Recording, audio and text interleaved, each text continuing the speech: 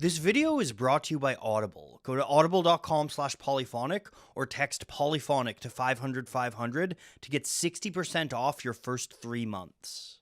These days, Led Zeppelin are ubiquitous. Their songs will be a staple of any classic rock radio station. You'll hear them in movies and commercials. You'll see t-shirts on all sorts of merch shelves. But when Zeppelin were at their peak, that wasn't the case. Where other 70s bands had regular TV appearances and singles topping the charts, Zeppelin had an air of mystique around them. And that's because of the marketing strategy of the band's manager, Peter Grant. Grant only let the band release a handful of singles, so that music fans needed to buy the albums if they wanted to hear Zeppelin. And after their first 3 releases, Zeppelin's albums themselves took on an air of mystery thanks to the art of hypnosis, surrealist pieces with the band's name nowhere in sight. To add to this mystique, Grant didn't let Zeppelin make television appearances. While on tour, he would even hole Zeppelin up in hotel rooms to keep them away from the eyes of their mobs of fans. So, at the height of Led Zeppelin's fame, the only way to truly see the band was to go to a live concert. Grant's strategy paid dividends. People would sleep outside the stadium waiting for Zeppelin tickets, and the band's elaborate live show became the stuff of legend. As the myth of Zeppelin grew, their music changed to lean into it. They kept the blues in their repertoire, but added epic songs laced with references to the mythological and to the occult. Strange rumors about Led Zeppelin began to leak out, and the band started to transcend their lived existence, becoming figureheads of a modern myth and embodiments of a new cultural archetype, the rock god. Let's take a closer look.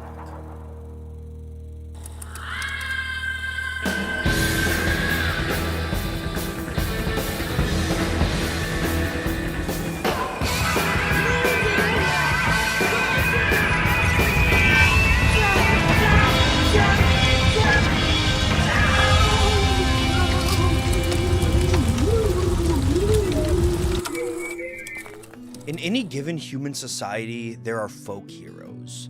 People whose stories grow larger than their reality, and in doing so become enshrined in their culture's history. People like Robin Hood, Butch Cassidy, Big Joe Mufferaw, or Robert Johnson. I think that, in a sense, Peter Grant's publicity strategy, along with Zeppelin's songwriting, helped develop them into a modern version of these folk heroes. Zeppelin were living in a world where many of the cultural institutions of the past were being called into question. The power of religious stories was fading with the rise of secularism, and narratives about war, which had once been a cornerstone of folk heroism, were being thrown into question after Vietnam. But still, people wanted heroes. They wanted people they could look up to show them how to create meaning in their own life, how to better exist as a person, and how to face the fears and pains of the human condition. So they turned to the arts. And on this front, Led Zeppelin were more than happy to oblige. The band members themselves had always had a fascination with mythical imagery, whether it was Jimmy Page's occultism or Robert Plant's love of Tolkien. This fascination showed itself early in their music through songs like Ramble On, which pulls from the works of Tolkien, or the Immigrant Song, which compares their experiences playing a show in Reykjavik to Norse myth.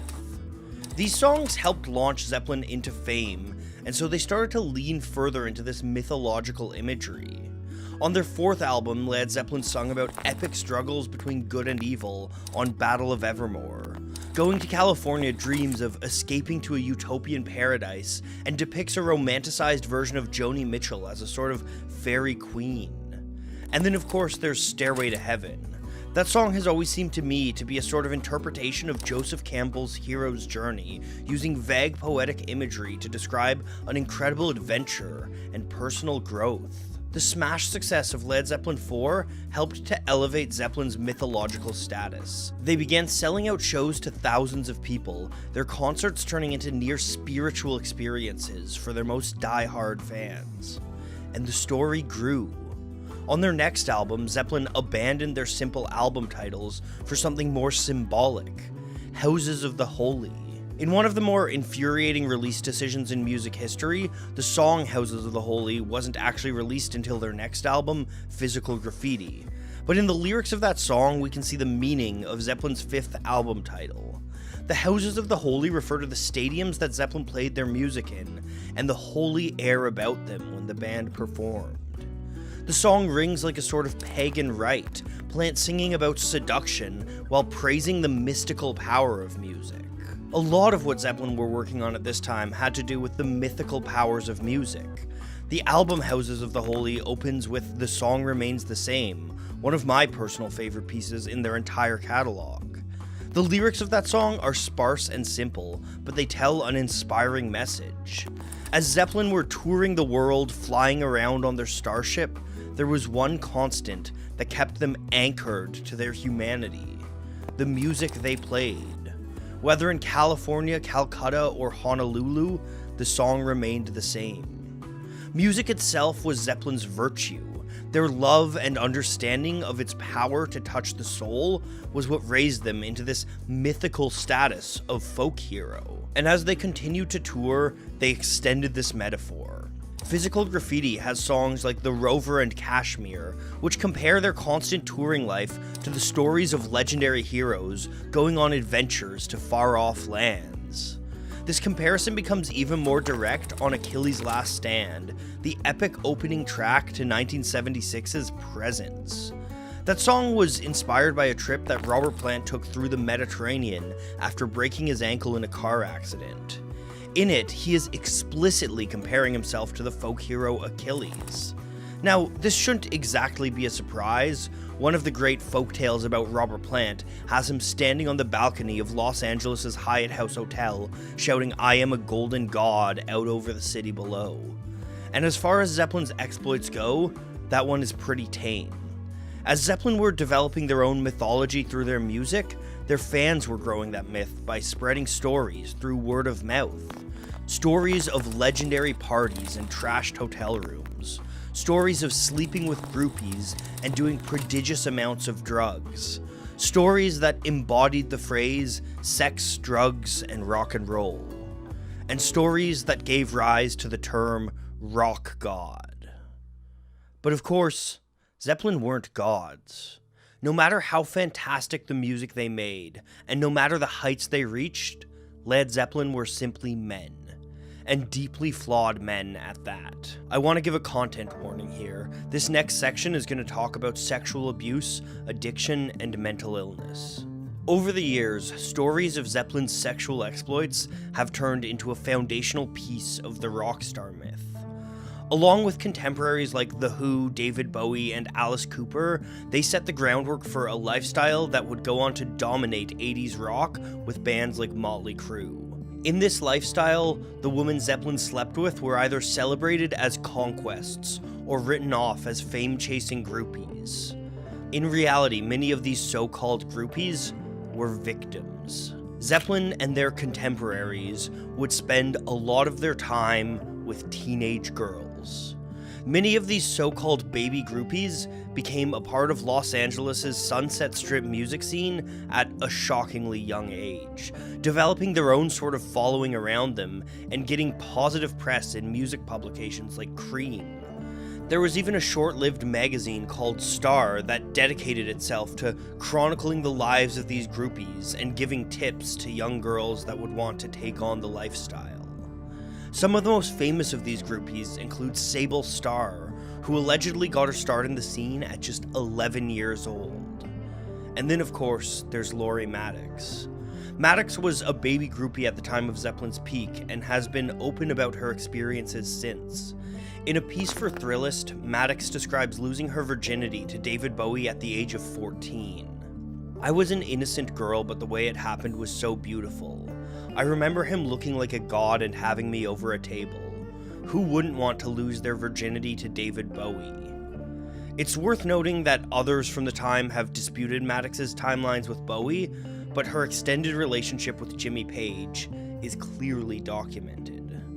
While Zeppelin were on their 1972 North American tour, the 14-year-old Maddox had an extended relationship with Jimmy Page. Maddox didn't travel with the band because Page was afraid of getting arrested for statutory rape, but Page was incredibly controlling and wanted Maddox all to himself. So he kept her locked up in a hotel room in Los Angeles, flying back to visit her between tour dates. Their relationship lasted until Maddox was 16 and caught Page with another young groupie, Bebe Buell. Today, Maddox's perspective on these events is mixed. She's admitted that the Me Too movement helped her recontextualize her own experiences. In a 2015 interview with The Guardian, she gave a conflicted account, saying that Page treated her well and looking back on the time fondly, but adding, "I don't think underage girls should sleep with guys.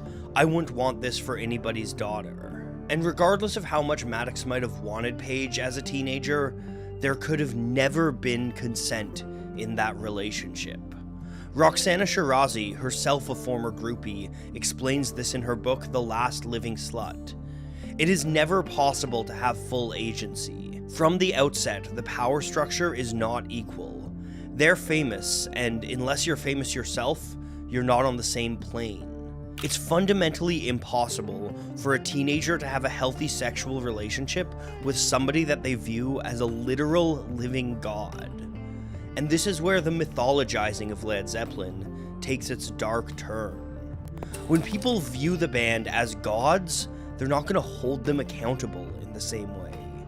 The Laurie Maddox case is probably the most reprehensible of Zeppelin's behaviors, but their track record toward women on the whole is pretty appalling. They would harass female journalists, including an incident where their tour manager Richard Cole pulled a gun on the journalist Lisa Robinson aboard the Starship. There's another story where the band allegedly tried to tear the clothes off of Ellen Sander, a reporter for Life magazine. And then of course there's the infamous Mudshark incident. That bit of misogyny has been written about enough, and I don't really care to retell it here, but if you want to find the story, I'm sure you can. Suffice to say that it was a moment of what I consider to be pretty reprehensible behavior. But all too often, these things aren't framed that way when we tell the Zeppelin myth. The Mudshark story is often told as a joke, as another chapter among Zeppelin's many wild exploits.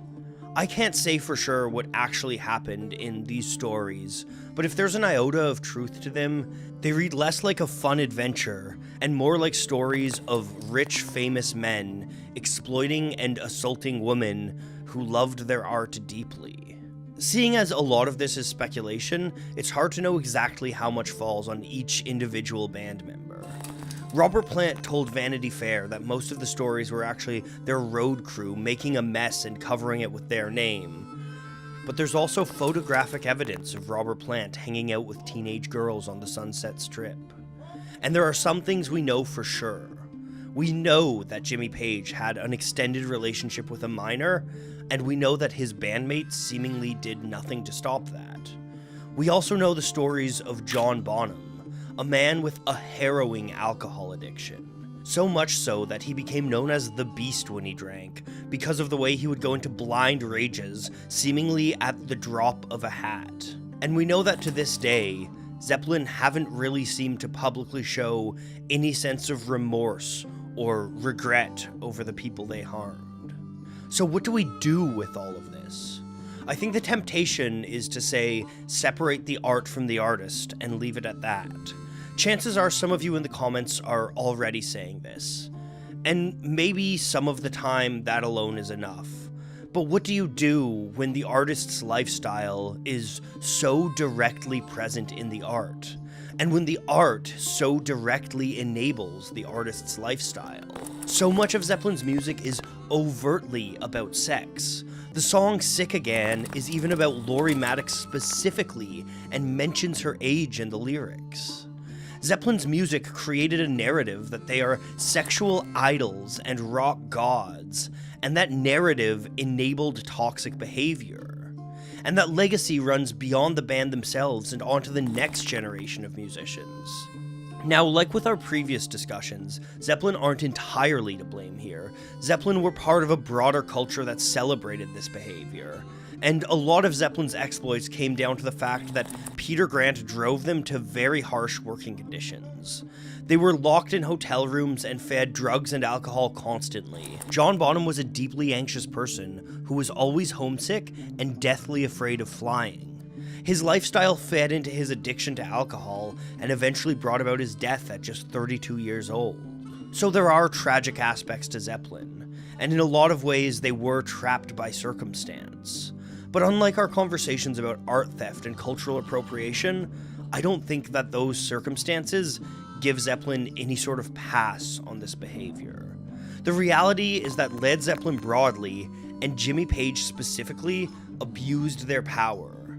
They either committed or enabled sexual assault on minors, and they were celebrated for it. This needs to be part of the legacy of Led Zeppelin. Personally, this is something that I, as a music creator, have to grapple with as well. Zeppelin are a part of the reason why I started this channel, and the main reason it blew up. I've made a lot of my livelihood on celebrating Zeppelin without applying a critical lens to their legacy. And it's not because I didn't know about this stuff. It's because, like so many before me, I chose to ignore these facts when it was convenient to me. But the victims of the ongoing culture of abuse in which we live don't just get to ignore these things. There are no doubt countless victims of abuse who know Zeppelin's legacy and see Zeppelin being celebrated as gods every day. I can't imagine how that must feel. So how do we proceed from here? How do we reconcile the twin legacies of Led Zeppelin, that of the innovative artists who inspired millions, and that of the abusers who got famous from the exploitation of oppressed minorities? To be honest, I don't know.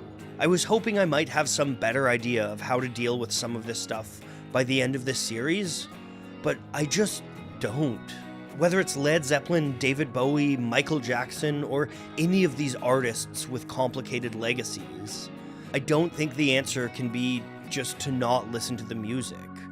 Because I honestly believe that the music of these artists has helped me be a better person.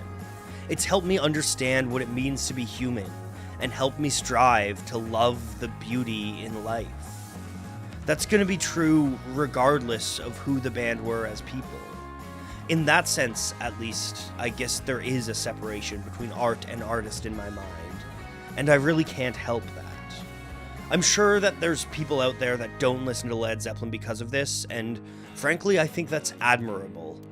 But when art hits you, it hits you, and there's not much you can do about it. Yet the shadow of abuse is inescapable. To celebrate these artists blindly and without question is to play into that legacy. The best approach that I can think of is to hold artists accountable to what their art has inspired in you. One of the reasons why I love Led Zeppelin's music is the way it depicts images of beauty, images of hope. Robert Plant's lyrics have always sung of good over evil, of the triumph of empathy and art. So let's try to reach a world that fits the standards set artistically in a song like Battle of Evermore or Going to California. I don't think this means that you need to have these conversations every time you put on a Zeppelin record, but I do think it means we need to remain cognizant of these things. We need to be willing to push back and challenge the artists we love. We need to understand how their lives inform their work, and we need to see them as people, not as gods. And doing so means being willing to open up to these sorts of uncomfortable, complicated, and difficult dialogues. Maybe most importantly, it means taking a look at how our histories are told and trying to shed new light on that. Trying to understand the perspective of these events, not just from the rich and powerful, but from all those who their fame impacted. Is that a satisfactory answer to all of these questions? I don't think so, but at least for now, it's the best that I've got. I want to thank everyone who has made it through this series. I'm really happy with the work that I've done on it, but honestly, there's always more to talk about with Led Zeppelin. One aspect of the story that I was only able to touch upon briefly in this video was Peter Grant. Grant was a brilliant, visionary manager who can honestly take a lot of the credit for Zeppelin's success. But like the band he managed, he was also deeply flawed and often dangerous. If you want to learn more about Peter Grant, you should check out Bring It On Home, Peter Grant, Led Zeppelin and Beyond, the story of rock's greatest manager on Audible. If that sounds up your alley, you should head over to audible.com/polyphonic or text polyphonic to 500-500. By doing so, you can save 60% on your first 3 months. That comes down to less than $6 a month. And for that, you'll get 1 free credit every month, good for any title in their selection. And you'll also get full access to the Audible Plus catalog, which includes podcasts, guided fitness, meditation, and all sorts of other goodies. I personally love audiobooks and will often even listen to them as I'm editing my videos. They're a great way to knock a few titles off that ever-growing to-read list. So again, if you want to give it a shot, go to audible.com/polyphonic or text polyphonic to 500-500. And thank you all so much for watching.